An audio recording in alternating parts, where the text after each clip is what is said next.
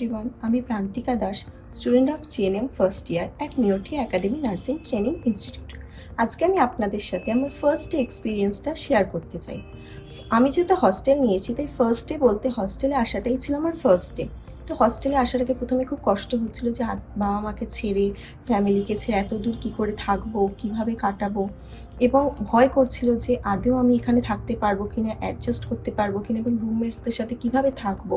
কিন্তু তারপর যখন আমি আসি, এখানকার এনভায়রনমেন্ট দেখি যেটা সম্পূর্ণ আলাদা অন্যান্য হস্টেলের থেকে, এবং এখানকার আমার রুমমেটসরা খুবই অ্যাডজাস্টেবল এবং ওয়ার্ডের ম্যাম খুবই ভালো, খুবই হেল্পফুল।